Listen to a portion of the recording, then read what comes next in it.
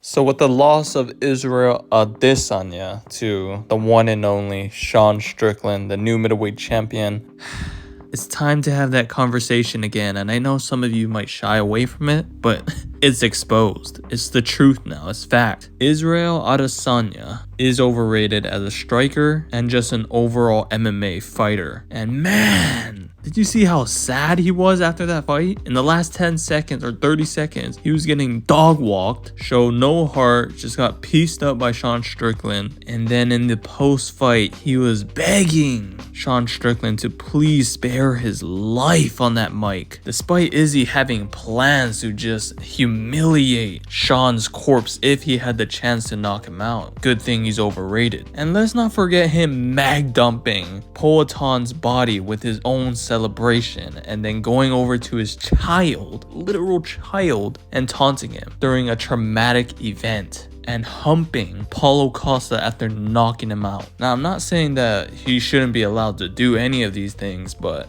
if you can dish it out, you better take it. And he showed that he couldn't take it. He was begging with his life that Sean Strickland please spare him on the post-fight interview. Sad. But anyways, let's get back on topic. Israel Adesanya got exposed and is officially confirmed overrated. Now, I am not one of these people who just see someone lose and then start calling them overrated. No, I saw this even before this. Even before the first Pereira fight. Izzy just isn't like some god kickboxer or god striker in the UFC that people make him out to be. Although no one is perfect as a striker, but I've never seen anyone praised so much have these many holes in their game. Easily exploitable holes, by the way, too. Number one, he's just prone to leg kicks. Because of his new stance ever since joining MMA, his legs are much easier to kick. And we see this a lot in the Pereira fights and the Whitaker fights. Number two, he's weak to jabs. He's a very jabbable person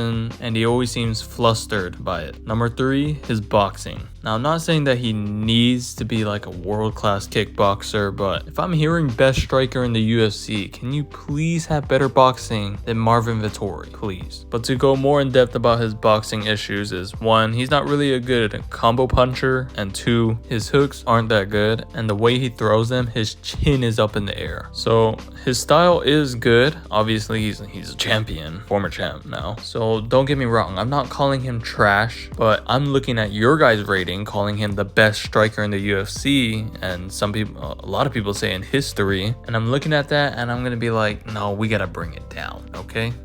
Another problem I have with Izzy is his approach and style to his striking. It's been pretty clear that post Kelvin Gastelum fight, Izzy's entire strategy is summed up to waiting for his opponent to give him a free W on a silver platter. Like, they have to make the blunder of all blunders, and that's when Izzy gets his spectacular knockout. But in the meantime, we get one of the most boringest strategies of all time. Number one, staying on the back foot, backpedaling like a defensive back all night. Number two, he spams those feints, and it's not like he's even gonna capitalize on these feints. He's just feinting just to slow down the pressure, because the pressure is what's gonna counter his style. So all he's doing is just slowing down the fight and not even capitalizing on the feints, or rarely. Number three, he just pokes to score, the infamous jab leg kick, which is ironically his weakness. And number four, weight and profit. Because he's fighting in middleweight, there's a very high chance that he just gets a free W on a silver platter. This division is not, I don't want to say not good.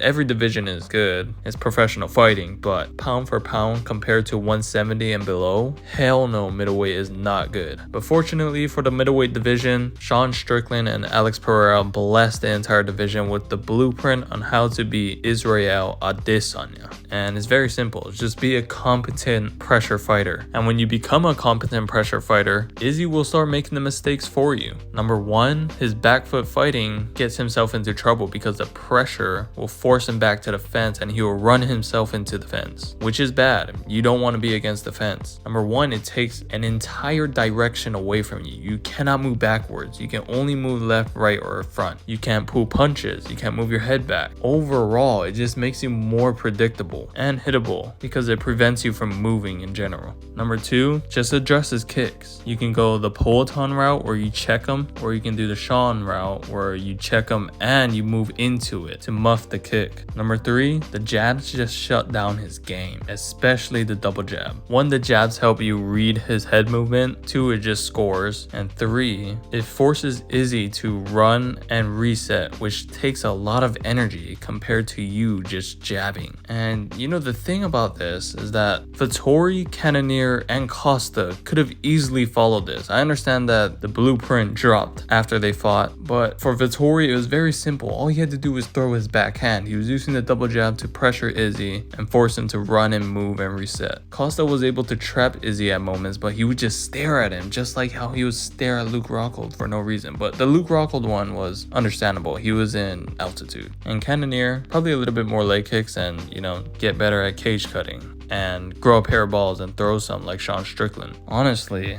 like looking at it now with Sean Strickland like upsetting the world and everyone watching this performance, I think Izzy might be cooked in my opinion. But here's why he's overrated as a general mixed martial artist. He, 1, can't offensively grapple to save his life. He failed multiple times and could even take down a 6-1 kickboxer without his help. You know, Alex Pereira, 6-1, doing good stuff in the takedowns, except for that one takedown where he tried to go for an ill-advised trip where he had no leverage for. But I do understand it was only his 8th fight, despite it being Izzy's 20-something fight, and failing on like 7 takedown attempts and even failing to take him down again in the 4th and 5th round. Oh yeah, and I'm also surprised that he didn't really do much to Alex on the ground in round 3. But Peloton's getting better now, like against Jan Blachowicz, looked very good. But another thing about Izzy is that he doesn't have a plan B, whether it's striking or it's grappling. Like, I understand he did have a plan B for Pereira, but it wasn't even working. So he only has a plan A. And against Strickland, for someone who's considered one of the best strikers of all time, or just one of the best mixed martial artists of all time in general in history, you can't switch it up and go on the front foot, you know, try something else. You don't have a plan B because the grappling option was already closed. Strickland is better than him in that. And the way he's striking is making him lose. So he didn't think of trying to fight on the front foot. Like,